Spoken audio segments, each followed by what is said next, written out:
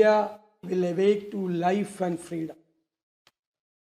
What would have been in the mind of Pandit Jawaharlal Nehru when he spoke those famous words in the midnight of 14th August 1947? He was taking a big challenge ever taken by any prime minister in the 20th century.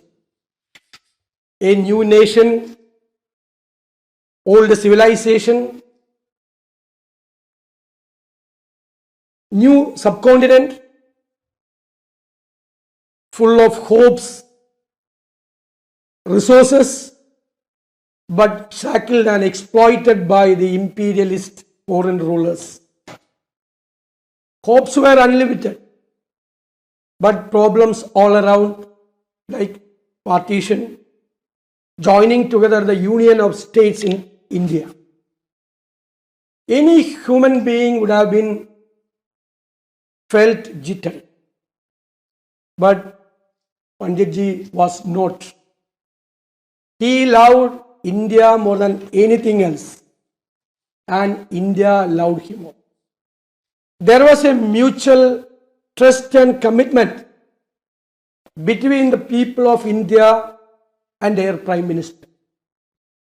India never had such a relationship to any other leader or any other Prime Minister which she had with Pandit Jawaharlal Nehru. Panditji was a curious mix of contradictory characteristics. He was very practical political leader, restrained Prime Minister, a dreamer, but a poet within.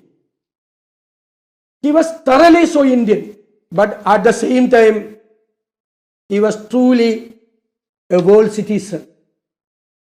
It is perhaps because of this mixture that allowed him, that gave him courageous ideas to shape the modern India and to stir optimism to implement some of them. His long journey to discover India was a long-term endeavor. His modern mind and statesmanship was very much different, and his exposure with international leaders, wonderful people and other institutions opened up the modern civilization to him. He was sure about one thing, that it was the right time to step out from the old to the new.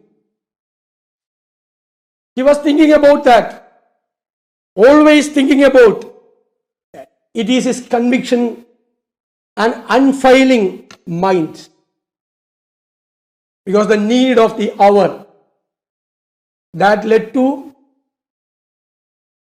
a unique building up of the socialist, democratic, secular republic in the land of 340 million people at that time, who belonged to varying ethnic communities, who spoke hundreds of different languages. But at that time, in the height of the Soviet hegemony and Chinese form of communism, and after the situation, post-World War situation, it was his sheer boldness and commitment that led to a unique experiment of combining socialism with democracy. Those times, the Soviet Union was following the communist attitudes, but there was no place for democracy. The leadership of United States in the post-World War situation, they followed the capitalism with the democracy. But actually, Nehru wanted to give the best for India. That is why he mixed the opposites. Thus born the idea of a socialist and truly democratic country working on a planned mixed economy. Look at it. It's a rare experiment of combination of opposites. Mixed economy, democracy, socialism. When poverty was the biggest reality staring on the country, what then a prime minister do? Only one option: produce more food. Panditji believed that boosting agriculture through mechanization, then irrigation, and by implementing various forms of farming. Actually, he wanted big hydroelectric projects. For an emerging economy, the power is highly needed. He wanted to give power to the industries and to the remote homes in the remote villages of India. He wanted schools, colleges, and hospitals, at least in each district. And he concentrated on, Baiju rightly pointed out that the core of the Nehruism is planning. That is the predominant feature of Nehruvian socialism. At the first 5-year plan, what was the core of the planning theme? It was agriculture, because the first priority was to give food to the poor people of India. And the second 5-year plan, he concentrated on the industry, in the public sector. Why he started public sector? Why he promoted public sector? The private sector was not able to invest on industry. The private investment was below 10%. So he wanted to make the public sector more. Now there is a difference between planning and project. Nehruvian socialism concentrated on the planning. What is the salient features of planning? In a complex society like India, there are more than 20-25% people are backward communities and the scheduled castes and scheduled tribes. Those who were denied education, employment for the last many centuries. So when we consolidate Constitution of India, we provided reservation for the scheduled castes and scheduled communities and to the backward community. When there is a planning, there will be separate provision for the backward community and the scheduled caste and scheduled community. And in the planning, there should be priority. What I said, the first 5-year plan, the priority was agriculture. In the second 5-year plan, the priority was industry. Then he concentrated on and another thing, there are regional differences. What is the situation in South India? That may not be the situation in Northeast. And our cities and towns, entirely different from the remote area, villages in remote India. So in the Nehruvian socialism, the planning is very important. Now the governments are giving up the idea of planning. They are all behind projects. Projects do not have any priority. They are not addressing the poor people of India. They are only projects, huge amount, getting huge kickbacks. That is the difference between the project and the planning. And Nehru was seeing the world, especially the USSR progress. that time. He wanted big industries to come up in India. He wanted big power projects like Bakra Nangal. He wanted fertilizer companies to promote the agriculture. He wanted to expand the Indian railway network, because infrastructure is very important for the development of an emerging economy. He was the driving force behind the India space program. Private and public sector working together. The Planning Commission made the framework, and government agencies like public sector undertakings implementing the projects and programs. That was the core of the planned mixed economy for Nehru's socialist India. The opponents called it a copy of the Soviet plan. Some said that this is only license Raj. Somebody said that this was an impossible hybrid. Call it anything, but it worked very well at the initial stage. What made Nehru's version of socialism very unique is his unshakable commitment to democracy and freedom. His socialism was evolutionary. It was no dogma. There's a difference. You may ask questions to me. It was no dogma. It was no permanent structure. It has to adapt, be flexible in change and redefine itself. Nehru believed in inclusiveness at all levels, at all aspects of running the country. He could never exclude anyone or anything from an ecosystem called India. He only had suspicion of the far-right fundamentalistic forces and the unscientific attitudes. He always kept a scientific temper in his mind.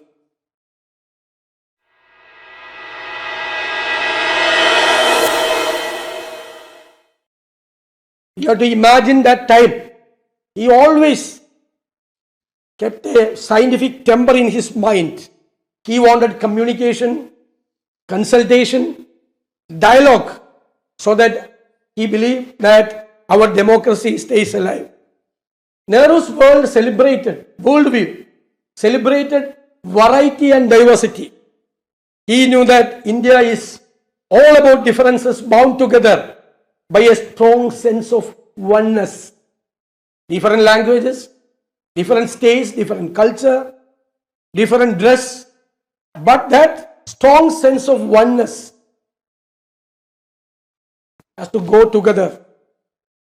His administration was egalitarian. No one can be kept away from any opportunity. Nehru was an active man always.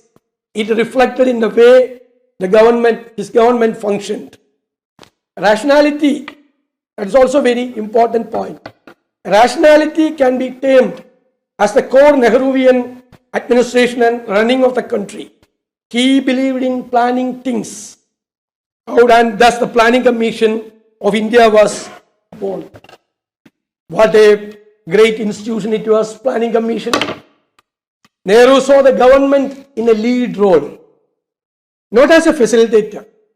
Government should be in a lead role, but an active participant. Now the governments are withdrawing from the lead role. They are all acting as a facilitator. He believed that the government should act as a lead role, not as a facilitator. He considered public sector as people's platforms to create wealth and jobs for the country. Nehru's socialism was a philosophy, it was a value system, and an impetus for liberal democracy.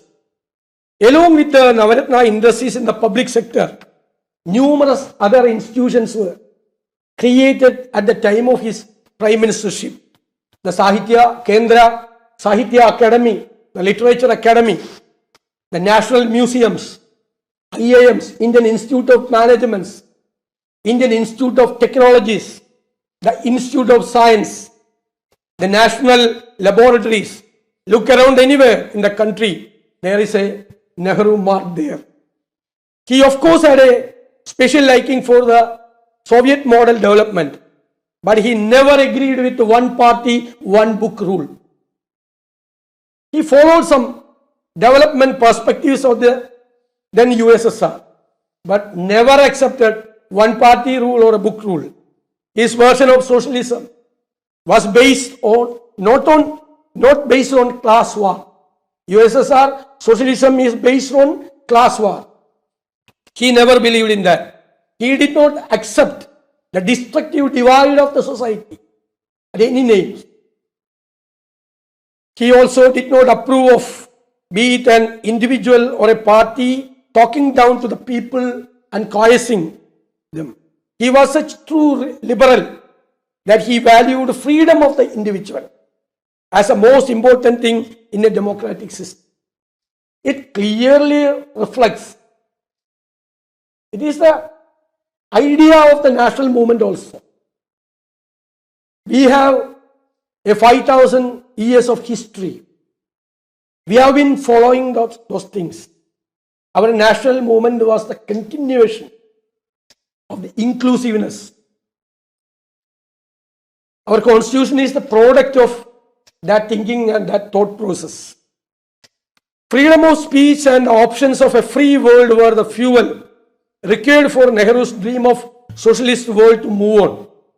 He wanted free and fair elections. He wanted multi-party system. He was such a noble and learned person that he imbibed values from his education and his career and his country and held it close to heart. He has trust and utmost respect to Gandhi. Gandhi, along with his modern education, can be considered as the biggest influences in his life. Because of the above mentioned reasons, never ever tried to replace imperialism with the left brand one party hegemony. That is one party hegemony.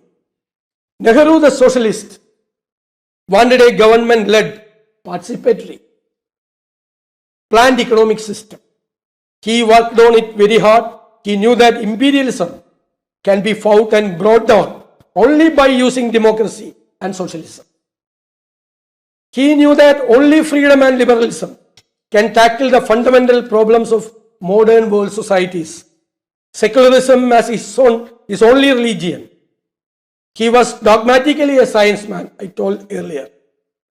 His aim in life was to make India into a self-reliant, self-respecting democracy. Non-alignment was his answer to the Cold War days. He never got swayed to any side. He stood at par with all world leaders. That was the time of changing the world order also. After the Second World War, the post-World War scenario is very important. After the 1930 Great Depression, then the Second World War, and the impact of the First World War, that you know the things. Then after the Second World War, the post-World War scenario, all the world economic order, social order, political order have been changed. Decolonization happened. Then the rise of China, fall of the Soviet Union, everything was there. But at the time of Nehru, it was Cold War. He was a confident and self-respecting man. He was not a fanatic nationalist. He was always talking about nationalism. Now, across the world, some of the leaders are always talking about nationalism. That nationalism differs from Nehru's nationalism. These type of dictators are talking about nationalism. That is not nationalism. That is hyper-nationalism.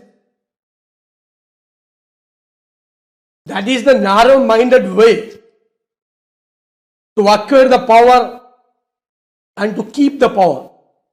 Hyper-nationalism is entirely different from Nehru's nationalism. And Nehru wanted India to exist in a multi-dimensional world and retain her independence politically and economically to make India self-sufficient. He in fact made unique and independent trajectory for modern socialist society. In Nehru's India, the working class got a special protection and respect.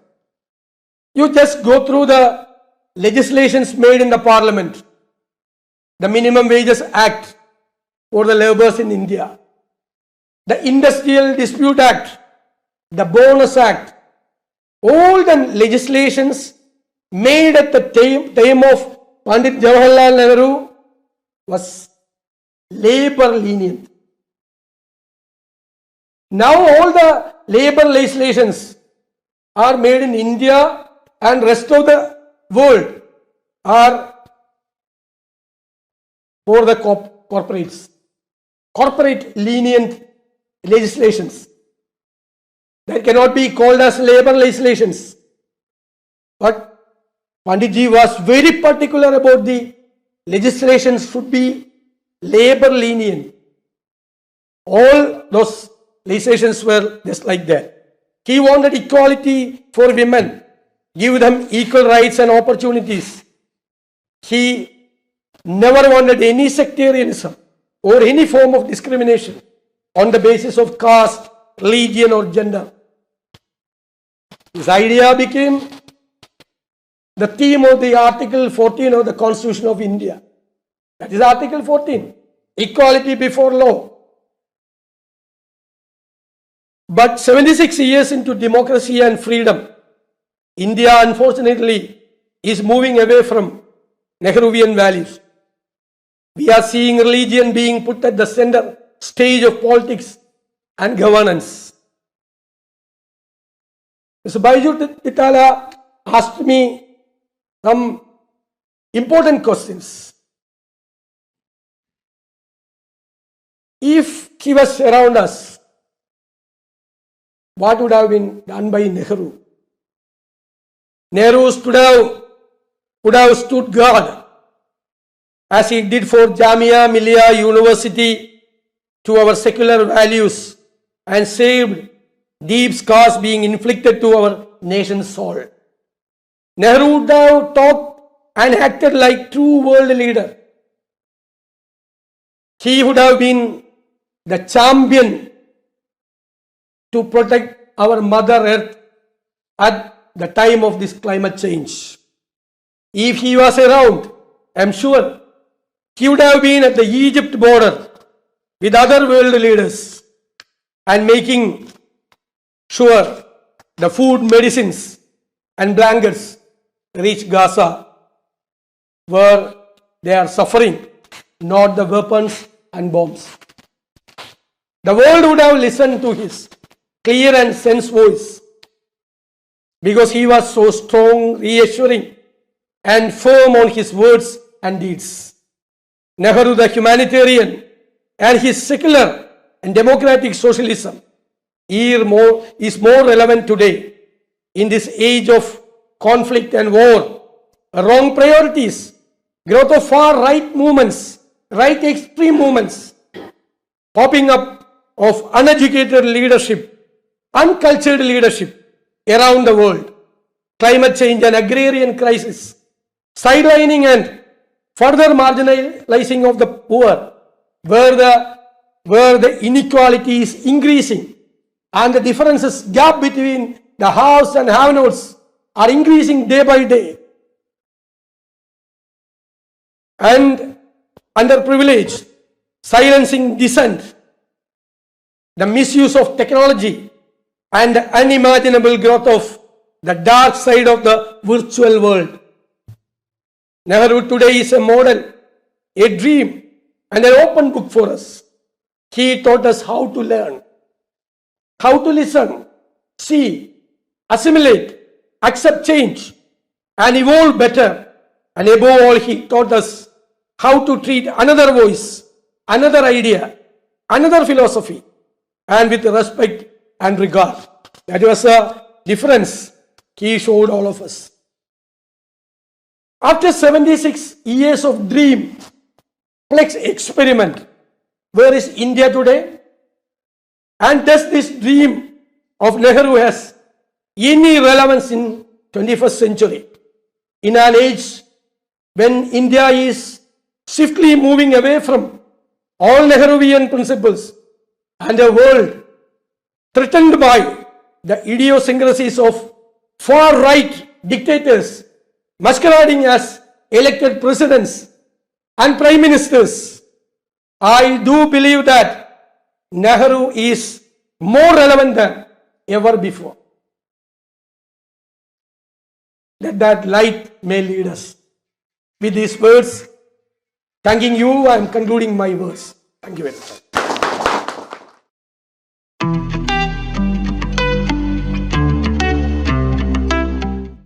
What a terrific discourse.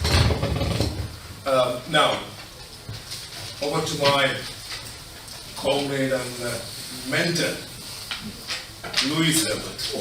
Thank you. So as Beju introduced me, I'm proud to have been a councillor and a community leader for 25 years, but that's not because I ever sought a huge amount of power. It is about everybody working together, and that's going to be one of my themes, and I'm likely to repeat some of the excellent thoughts that Mr. Satheesan used, because I agree with almost everything he said. So I knew my politics when I was 11 years old. That doesn't mean I haven't changed or thought, but I think we have to each carry a message, and we have to recognise, as you said very powerfully, that we have to respect other people that have got valid other messages. That doesn't mean that we have to have any thought for people who are violent or who we see are going to challenge what is basically freedoms or routes to equality.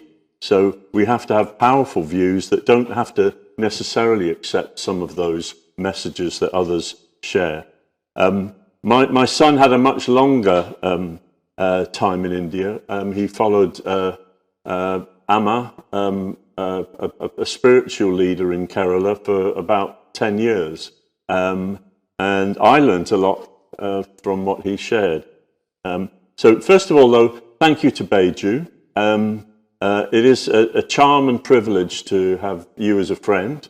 You are an example of why the world should have a free movement of people and should embrace different thinking, and why when we see nations claiming to be stronger, they're not strong if they're not allowing people and encouraging people to move and to support them.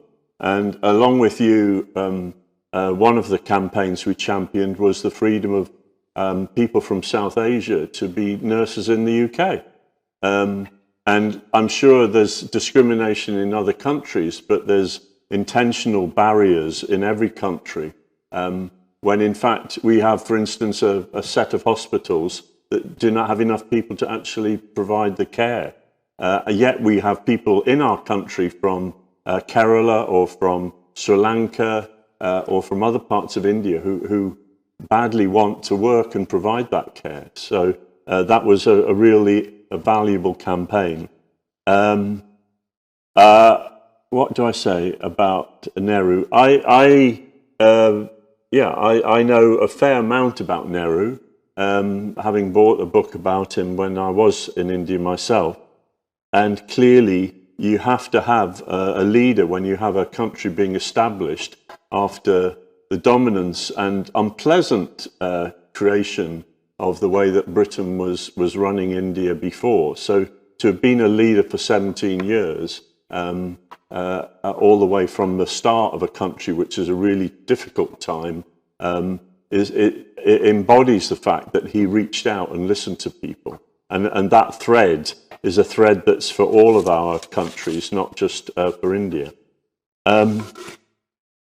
Before I go into a few of my thoughts, I just want to underline the closeness of Cambridge to India, in that Nehru studied here, obviously in a college that I wouldn't have got into at that time, or a lot of other people wouldn't have been able to study in.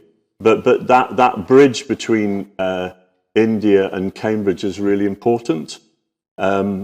only about 6 weeks ago, a good woman called Rama Goyal, who'd been a student at Emmanuel, took me to a name that wasn't named after my family, 16 Herbert Street, which was only about 3 streets away, where Subhas Chandra Bose lived after World War I, and where he wrote a letter saying that he didn't want to be part of the British Indian civil service as it then was, and was probably, along with a number of Indians who studied in those decades, was actually activated by meeting people here. Another person linked to your neighbouring country, Chaudhary Rahman Ali, developed the concept of Pakistan further when he was in Cambridge. And because he was an individual thinker, he was actually expelled from the country he helped formalise, and in fact lived and sadly died in Cambridge, and is remembered in a memorial only about 3 miles away from here. So each, whether it was Nehru or Ramat Ali or Subhas Chandra Bose, they all took a different view, and they were entitled to have a different view about how to establish a country that served them. So there was much to be learned, and that much that they gained. I'm going to echo some of the same thoughts that you introduced and powerfully put across. That we are in a time of great danger, and that danger is largely coming from leaders, bad leaders, lazy leaders, leaders preying on nationalism and allowing violence in many countries. So the rise of what is, as you called, ultra-nationalism, isn't alone in India. It's happening in about 50 or 60 different countries. It's extremely powerful in Russia and in China and in America. It's powerful in Poland, or it was. It has been powerful there. It's powerful in Hungary, in Turkey. It's powerful in too many countries. I probably need a bit of water.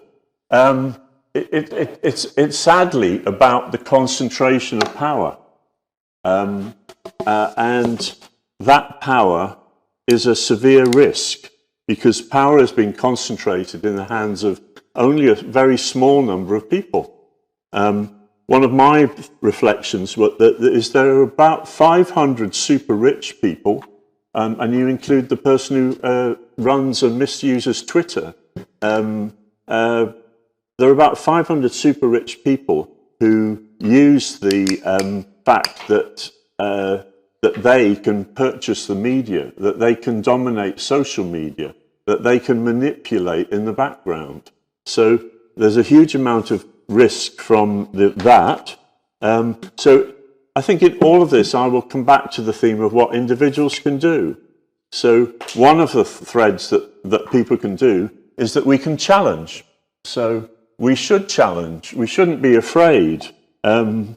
It's a sign of a country that's failing if people cannot actually say what they think. I'm a very proud member of the Labour Party, but letters were sent to councillors saying that they should not go on a protest about Gaza. That's not just recognising that there's an inhumane bombing of innocent people going on. That you have my own party in my own country trying to limit rights, and they're also limiting the rights, and we have a meeting tonight, they're limiting the rights to actually put down a phrase of words that 60 people in that room agreed and send it to the leader of our party. So we are in a time of small interferences with right. And the worst hit are the people at the bottom of the ladder, because they are the ones that are left with little power. So that concentration of power, the destruction of challenge. We have governments changing the rules so that they're not subject to scrutiny. We have newspapers that are owned by politicians or used as control. We have a lack of free media. I think that our failure to buy newspapers is a big cost, because what it means is that we're not actually funding challenging journalism. We, as you said, we have to have freedom of thought and we have to have challenge. And Nehru believed in the fact that being challenged, or there being a plural society, meant that there was challenge of different ideas. So we are losing on media and scrutiny. I think we've got a failure to respect history. It's not a perfect phrase, and it is, I think, a bit of a change from what Santayana actually said. But those who ignore the lessons of history are destined to make the same mistakes. The events in Gaza are not suddenly happening this year. They've been happening since 1947. The events in a whole range of countries are not new.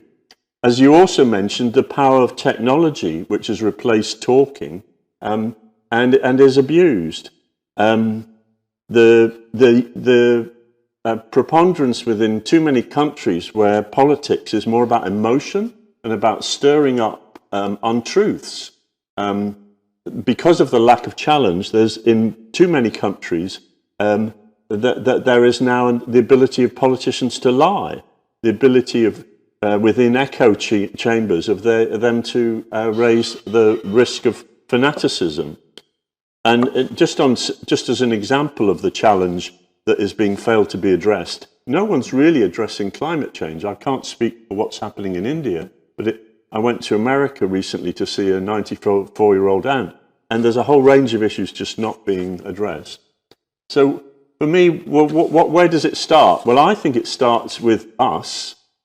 So I think everybody, including everyone that's listening to me now, providing you're still listening, every one of us has a power, and we've got to effectively just reflect and think, well, what is our role in that? Because the gap between international decisions, countries, communities, and ourselves is so big. But we can make a big difference. And one example I thought of was, for instance, if we made it our job to say, I'm going to link up with 10 people I know, and I'm going to communicate and share ideas, and I'm going to try and motivate them to get involved. That's a big power within communities. And I think that the honesty and strength of communities is the result of people getting active. If we look at some of the countries that are different, and I praise difference, why should every country in the world work to similar patterns? It's actually a weakness. Some of the countries that are strongest have actually independent communities within them, and they certainly enable there to be challenge. So just then thinking through about, well, what's one country fair for all, or what's right about a challenge? You have to have the pluralism that you mentioned. There has to be judicial freedom. There has to be power shared. There needs to be the sort of continuing and solid focus on challenging inequality, and of making sure that every citizen feels that they are the same. We've got about 100 countries that are at risk of evil around the world in different ways, and we have to think about how we address that. It's clear that in the community of nations that we've got super powerful countries. We've also got what I would call, and it's a phrase that's not very well used, is in a way the white man's burden. English is the biggest language in the world, but should it be dominant? Why is it not the case that there's a multiple number of languages? So yeah, the British, the French, the Germans, the Belgians, the Spanish, the Portuguese, the Dutch, yeah, they tried to conquer the world, and the legacy of that needs to be further rolled back. And clearly, India, well led, is one of the best opportunities to do that. And India, if India had a strong leader, they would also have a leader that would be providing leadership much wider amongst a lot of developing countries, because they would be creating an identity that people looked up to, and they would be looking outwards rather than looking inwards, which is the risk of so many countries. So I think we all have to expect more of our own country and challenge. And only in that way could we have a stronger world. So, yeah, where are the strong voices in the United Nations that are stopping Gaza?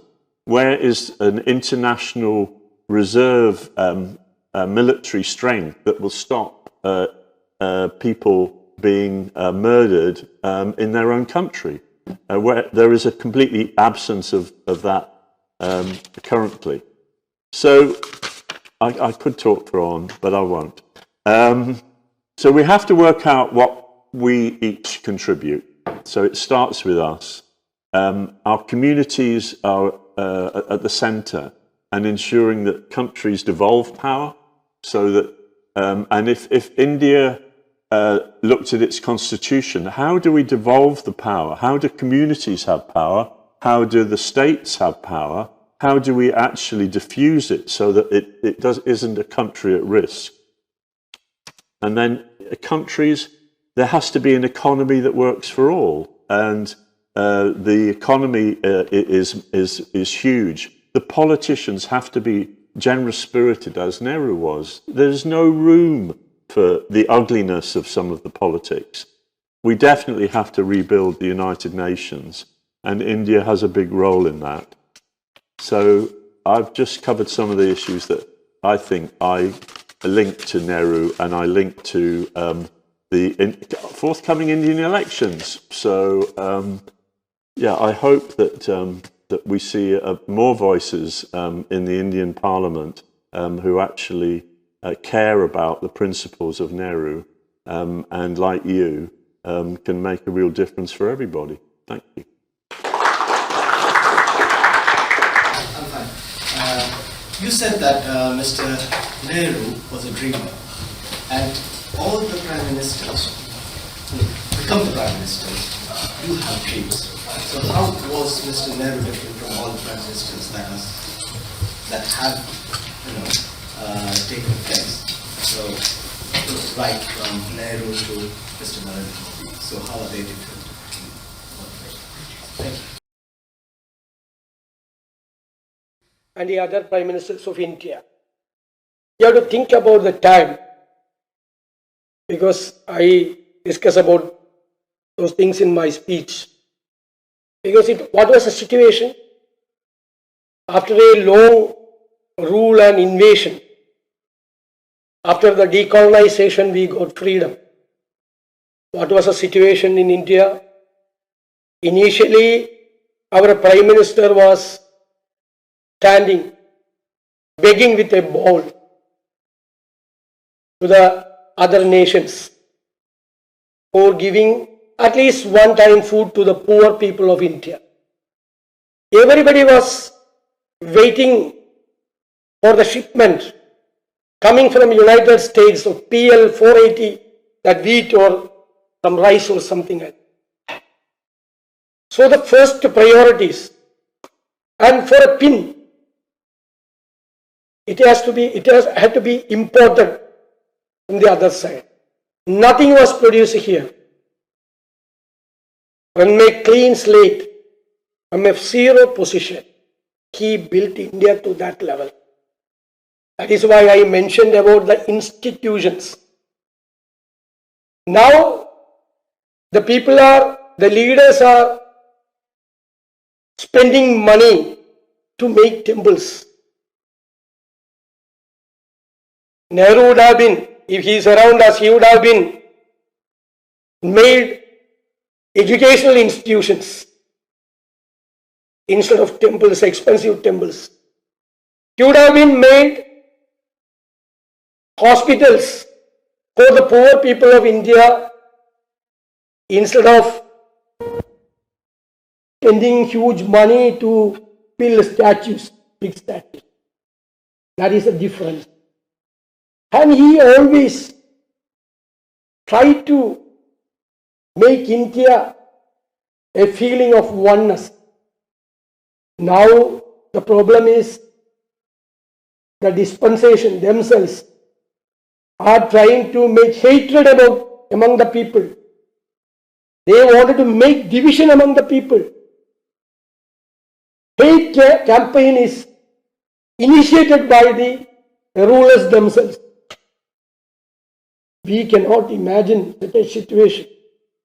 This is why in every aspect, Pandit Jawaharlal Nehru is entirely different from Narendra Modi in all aspects, at all levels running the country. Hi, good evening, sir. Thank you to the organizers for conducting this event and thank you for speaking both of the speakers. I had two questions primarily to you, Mr. V. Satheesan, sir. Number one is on the topic of Nehruvian socialism. Is the revival of it significant in today's India? Just purely on the economic factor of it? Is it important in today's India, especially when we have already opened up our economy? Do you think we can go back to that? And number two is also related to Kerala because I'm from Thiruvananthapuram and I moved here about a year ago to work. What is your vision for Kerala when we reach 2030? How do you hope to see Kerala in the future?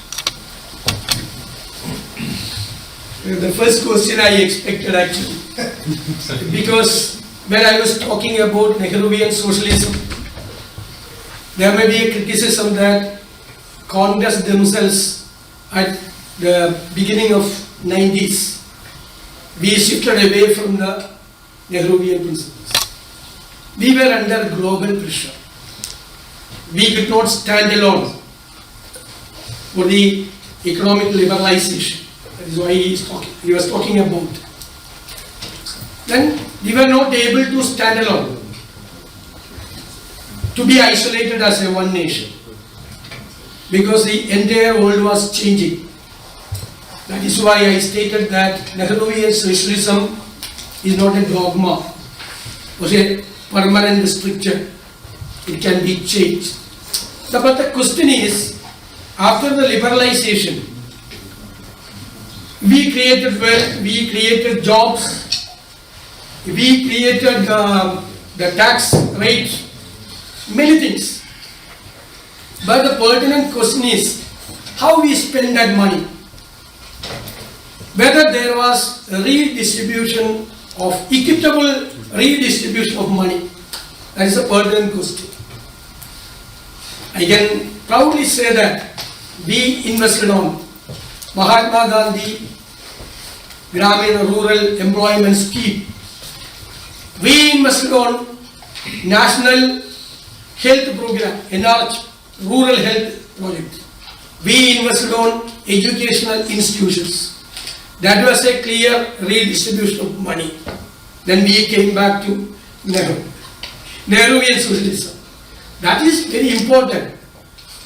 We have to create wealth and jobs, but how we redistribute the money, equitable distribution of money, through the MNREGA scheme, that money reached the faraway villages, remote villages in India. Next one is 2030 about Kerala. We have been happy with the health and other educational aspects in Kerala for the last so many years. But in my opinion, our health standards and our education standards were at the European level at one time. But for the last 20 years, my opinion is that it's in a stagnant position. We are not upgrading. Now the brain drain is happening in Kerala. That is why you are studying in London. You are a student in London, so many others are studying here. Because our institutions are not the center of excellences, centers of excellences. We have to upgrade our higher education. If we work out, we will make Kerala as an education destination. From the third world countries and even from Europe, the students will come to Kerala as an educational destination. We have to think about, we have worked on that, and we will make the education institutions there. At the same time also the health standards, we have to improve the health standards. Then for the treatment, because our community is not an agrarian community, only the spices, the rubber and something like that. Kerala is not an agricultural state, Kerala is not an industrial state. Then how we are living? The NRIs are sending money, that is the backbone of our economy. So we have to think about that. In 2030, in all sectors, agriculture, industry, health, education, and the welfare activities. Now when you are settled here in Europe, you are not going to coming back to Kerala because your social securities are very safe in European countries, just like England and like that. That is it. But when a Malayali is going to Gulf country, he will come back. We are very much worried about that. The Gulf people are sending money to Kerala, but you are not sending money to Kerala. There is another problem. It will affect the economy of the state. So the welfare things, the insurance coverage and other social security measures should be taken very seriously. We have to make Kerala as a model welfare state. It's our plan. We will think about that. We will discuss about that. Hello, I'm a student here in the Center of South Asian Studies. I wanted to connect today's discussion to something that I'm being taught here. So recently we are being taught about consumption is one subject we're studying on, and we're studying on this book called Liberalization's Children by Ritti Lucas. Basically it's a play on words on Midnight's Children of Salman Rushdie, which is basically that, you know, people after partition, these were the children who were heavily inspired by Nehruvian socialism of working towards development and all. But this book argues that there's a shift in the pattern of generally people's, especially the youth, how they conceive of their future. That it's more like less that they're not too. It's not that they don't care about the nations, but they are more focused on personal wealth and personal development than anything. And the right wing, unfortunately, is also capitalizing on that. So how can we, considering that the thing is on revival of Nehruvian socialism, how can we reignite a passion within the youth for Nehruvian socialism? Because there's generally a disdain towards the left, unfortunately, and the left parties haven't been able to effectively tackle that, especially in North India. So that. Very good analysis. After the partition and after the independence, Nehruvian socialism ignited the youth of India very well. So we were marching towards an aim to a self-reliant India. Both levels, the agriculture sector, primary sector, and the secondary industrial sector. Now then the third was the service sector. Then the science, the ISRO, many other things. We installed many institutions all over India. That was a change that ignited the youth of India. Unfortunately, the shift from the Nehruvian principles, the socialist concern, socialist aspects, we gave up on the way. Then we reached a selfish attitude towards create wealth. The lower middle class wanted to become upper middle class tomorrow. The upper middle class wanted to become the rich class in India. So the right-wing economists and right-wing policy makers and right-wing, far right, that was I mentioned about them, I criticized about the far right thinking. Far right thinking is not about the nation, not about the country. only thinking selfish. That created an ambience, not only in India, across the world. That type of selfishness is coming up. So, we have to follow the Nehruvian principles. That is socialist principles. Those are giving freedom to you. The individual freedom is there. The expression of your opinion, that right is there. You can freely think and work for the nation. That is a basic core principle of the Nehruvian thinking. And I mentioned about the planning also. The development should be on the basis of the priorities. Priorities. What are our priorities? You have to think about the priorities.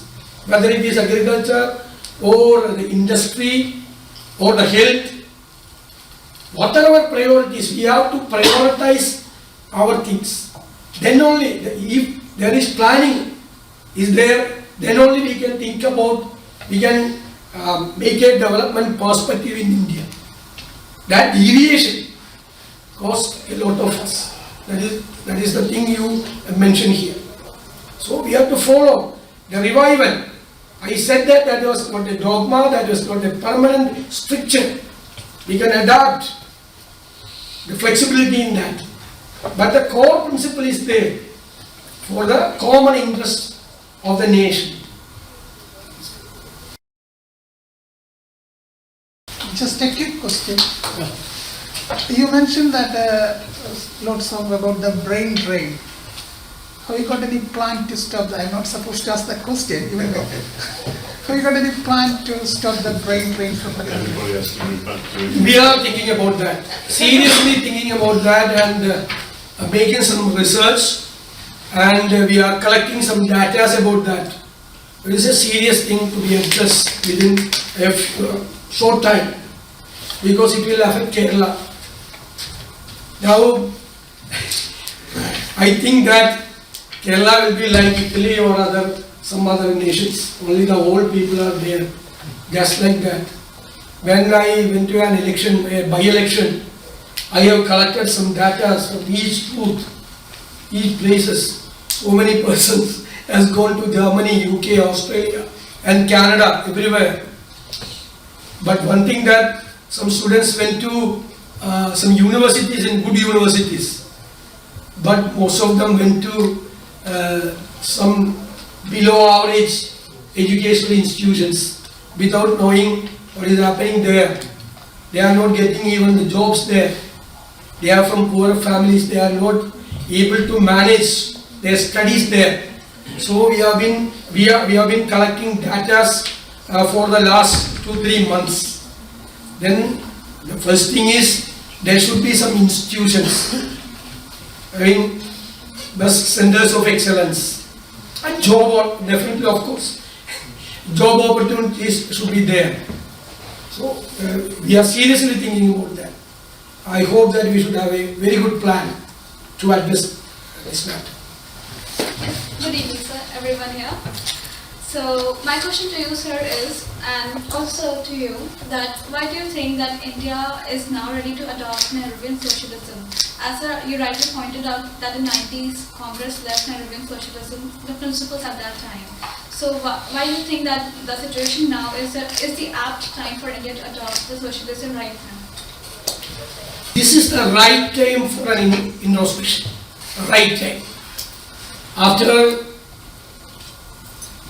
33 years, 91, we introduced the economic liberalization reforms, economic reforms.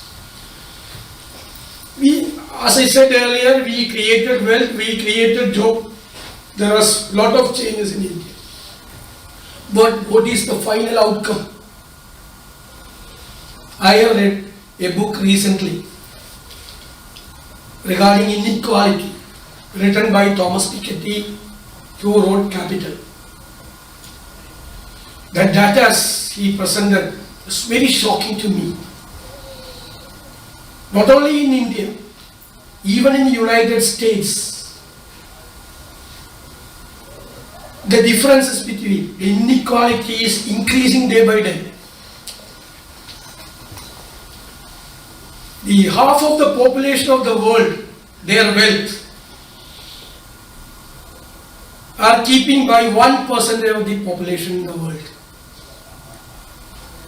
This half of the population of the world's their wealth, it is equivalent to the wealth of 1% of the total population of the world. Like a third world country, India is facing very serious problem. The money, the wealth is accumulating in one place. The differences between the house and avenues are increasing. We can see at every aspects of our life that difference. The entire economic policy has been changed. In 91, we were forced to adopt such a policy under a global pressure. Now, for the convenience of the rulers, they are misinterpreting that economic reforms. They are completely privatizing everything.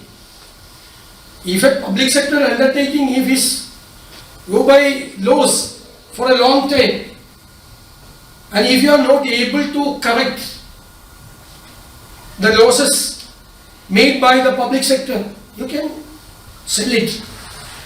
But the public sector undertakings which are still creating great profits are selling. Now in India, for example, the banking, if you are taking 50,000 or 500,000 as a loan amount, and if you are failing to remit the money for the consecutive 3 months, your account will be declared as NPA, non-performing asset. Then the debt tribunal, Surface Act, everything will be there and your property will be recovered. But in the new India, if you are taking 5 billion or 10 billion, you are not remitting anything. Your amount, your NPA will be right. And you can go to New York or Washington or Seychelles. Now, as gross, I cannot make it pound or a dollar. The NPA of the Indian banks are 1.5 million crores.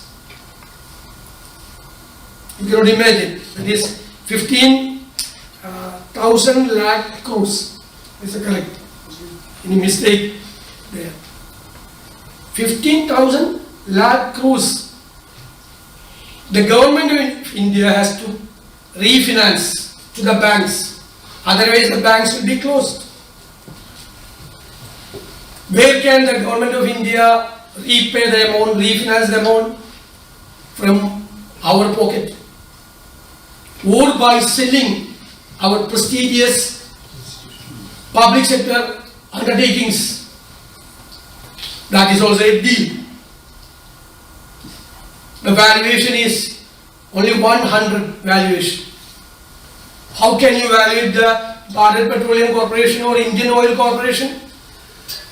More than 20,000 outlets and so many refineries, you cannot value. But they are valuing and they are selling. That is what is happening here. So the economic reforms now have been transferred into other form of the far right selling of the property, common property, public property. So this is the very good question. Thank you, my sister. It is a very right question. This is the right time for introspection. So the relevance of Nehruvian socialism is increasing nowadays.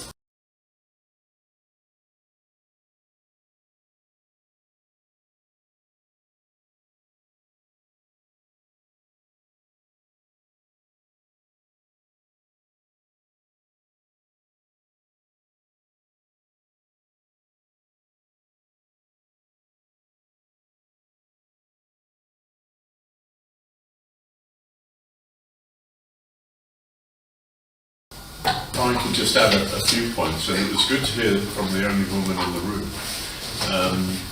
I think, I mean, power is about persuasion. So, in a population as large as India, or if it was in the UK, you have to think about the whole population, and you have to come across with a range of messages. You have to have a diverse message. I think it is really sad that the younger people of today in many countries are going to be worse off than their parents. And I think certainly, I mean, I don't understand much about India, just a bit. But in Britain, my generation has got almost all the wealth. It's got most of the political power because we vote. But just think in India compared to Britain, of the just range of people that don't go out to vote, that are not even on the register, of the people that suffer different inequalities. I think it's got to be an all-embracing ability to actually create, in a democracy, the number of votes that are needed to make the difference. We are heading for a climate catastrophe, and that's going to hurt younger people. Younger people are not being given the same rights as older people. I think that an alliance has to be created where you actually, first of all, it's based on principle of tackling inequality, of having a fairer economy, but it has to get people, it has to get people's heart, and it has to motivate people, and it has to be local to change. And when the people who want change make power, they've got to, the first action of any good government is to share power.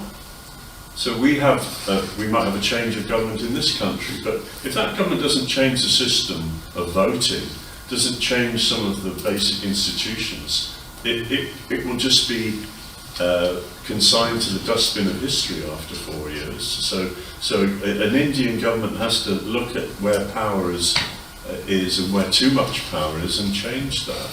And one of those areas is actually women, because how many powerful people in the world are women? The only leaders of countries are in Scandinavia, just about, with a few exceptions. So I hope that the opponents to a government who does need changing in India champion women and get their votes and earn their votes. Yeah, just a question, two questions actually. So, revival of Nehruvian socialism, is this something which is particularly pertinent to the Kerala situation, or do you think that National Congress party is also adopting the same principle lines? And secondly, second question is that I think the next elections are coming in May next year for the Kerala Legislative Assembly. So what is is your strategy to win? For example, if we all want to vote Congress, so what's your key points there? The Congress, in all India level, wanted to study very seriously regarding the outcome of the economic reforms which was introduced in the 90s. We introduced, but as I said earlier, that we distributed the money like that. So not only at the Kerala level, at the national level, we are seriously thinking about to mitigate the difference between these haves and have-nots. So you have to think about very seriously regarding the legislations and the pro-corporate attitudes of the governments. So our election manifesto will be on concentrating on this thing. And you ask about the Kerala election or the national election? The Kerala legislative. Kerala legislative election is only on 26. After the parliament election, we are going to plan very seriously about Kerala. What somebody said here, our perspective is about 2030. We are going to communicate with the people that what will be in Kerala, what should be in Kerala 2030. So what changes should be made in each sectors, that a homework is highly needed. We are going to convene serious meetings with experts, and we have to collect the taxes seriously. Now the government miserably failed to collect the tax, and expenditure is too much. We are going through a huge fiscal crisis. So there should be very good management, fiscal management should be done. Collect more taxes, then concentrate on the welfare schemes. Kerala is known for the welfare schemes. Now we cannot go with the new welfare schemes because of the lack of money. The treasury is bankrupt. So we have to think about that. After the parliament election, we need 2 hours, 2 years to plan everything. I need your support also, your suggestions. Yeah? Because the world are a global village. You can make suggestions, new ideas, new thinking. Because I am representing another generation, not too old. I never agree with that. But you are too younger than me. You can make more suggestions. Okay, thank you. Again, thank you very much for all of you have come here, joined us, and of course Louis and our friend and leader, as I said, a socialist leader, a secular leader from Kerala, V.D. Satheesan. Thank you for spending your time and energy to be with us. And today, this, as I said, this is a restricted meeting. Tomorrow we have a rather open meeting at Anglo-Ruskin University. If any of your friends or colleagues were happen to be rejected by when we were booking for this today's session, they can join us tomorrow at Anglo-Ruskin University. We will start our session by 1 o'clock tomorrow, and it's going to be a longer session, so it will be we will run this up until 7 o'clock or 4 o'clock, or between 4 to 4:30. Again, thank you very much, all of us, joining in. Thank you.